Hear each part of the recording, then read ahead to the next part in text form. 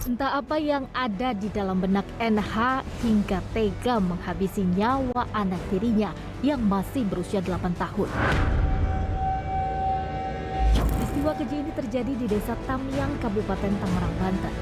Peristiwa pembunuhan ini terungkap saat ibu bocah malang ini mencari sang anak yang tak kunjung pulang. Saat itu bocah malang berinisial MIP ini ditemani ayahnya untuk buang air besar di saluran irigasi area persawahan 300 meter dari rumahnya. Ibu korban pun mencari sang anak dan suaminya ke area persawahan ditemani sejumlah warga. Namun betapa kagetnya ia saat menemukan suaminya tergeletak seperti tak sadarkan diri. Setelah warga mengamankan tersangka NH, warga kemudian mencari korban MIP hingga akhirnya ditemukan dalam kondisi tak wajar. Cari oleh pihak keluarga bahwa si bapaknya dulu yang ketemu katanya, Pak. Si bapaknya dulu yang ketemu. Bapaknya itu secara seolah-olah libinya itu pingsan gitu. Nah, sehingga diambillah bapaknya, akhirnya kita carilah anaknya. Kondisinya gimana waktu ditemukan anaknya itu, Pak? Posisinya katanya tungcep ke dalam sawah itu. Oh, ke dalam sawah. Kelihatan kakinya aja. Korban kemudian dievakuasi ke klinik terdekat, namun sayang nyawanya tak selamat. Sementara tersangka NH dibawa ke kediaman kepala desa karena nyaris jadi bulan-bulanan warga. Meski begitu, saat diamankan polisi, warga tetap melampiaskan kekesalannya atas perbuatan keji yang dilakukan tersangka. NH juga sempat terlibat cekcok dengan ibu korban yang syok dengan kondisi sang anak. Usai berhasil diamankan polisi, terungkap jika NH tega menghabisi nyawa anak tirinya itu lantaran faktor ekonomi. Korban MIP disebut-sebut sempat meminta uang jajan kepada tersangka sebelum akhirnya nyawanya dihabisi. Upaya kepolisian melakukan cek TKP.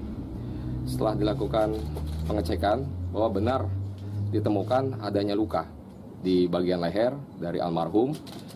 Kemudian dari informasi tersebut kami mencoba untuk mencari persesuaian antara petunjuk kemudian keterangan saksi.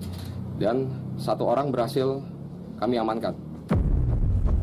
Atas perbuatannya, tersangka terancam dijerat pasal berlapis tentang pembunuhan, pembunuhan berencana, hingga perlindungan anak. Ia pun terancam hukuman pidana mati. Sementara korban MIP telah dimakamkan oleh pihak keluarga di TPU Desa Tamyang.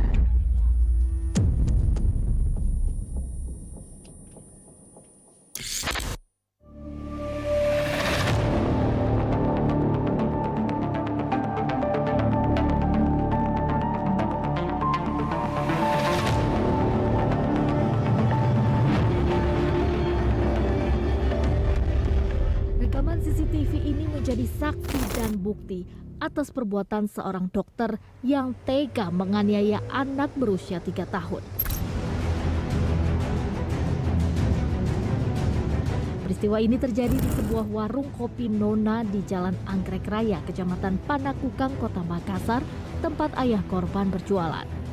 Layaknya anak lain yang penasaran dengan situasi sekitar, balita ini kemudian menghampiri pelaku yang tengah asik bermain catur. Namun balita ini tak sengaja menyentuh papan catur itu hingga bidaknya berjatuhan.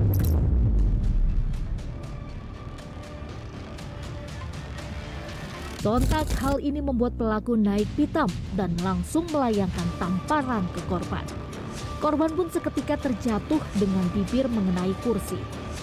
Tak puas dengan hanya menampar korban, pelaku juga terus membentak balita malang ini. Pas dia jatuh saya bilang, minta maaf Pak, saya aturkan kembali video caturnya, itu Bapak tidak berhenti bentak-bentak terus. Nah, minta maaf segala macam.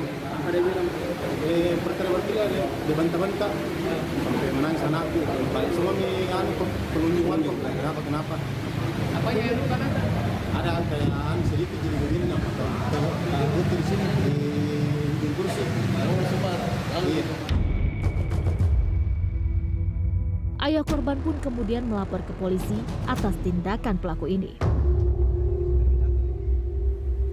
Benar Pak, apa adanya ayah korban sudah membuat laporan polisi pada hari Jumat, tepatnya tanggal 28 Juli pukul 13.00 WITA di Polrestabes Makassar. Usut punya usut, ternyata pelaku merupakan seorang dokter pensiunan ASN dan menjabat sebagai wakil direktur di Rumah Sakit Umum Bahagia Kota Makassar. Pihak rumah sakit langsung mengambil tindakan tegas setelah perbuatan dokter ini viral dan diusut kepolisian. Dan pihak rumah sakit sudah melakukan rapat internal tadi siang jam 2 di kantor ini, dan diputuskan pihak rumah sakit mengambil sikap tegas memberhentikan yang bersangkutan dari jabatannya beserta statusnya sebagai pegawai Rumah Sakit Umum Bahagia Makassar. Sudah jatuh tertimpa tangga. Itulah istilah yang tepat kepada dokter ini atas perilaku kasarnya itu. Usai dipecat, pelaku juga ditetapkan tersangka oleh pihak kepolisian.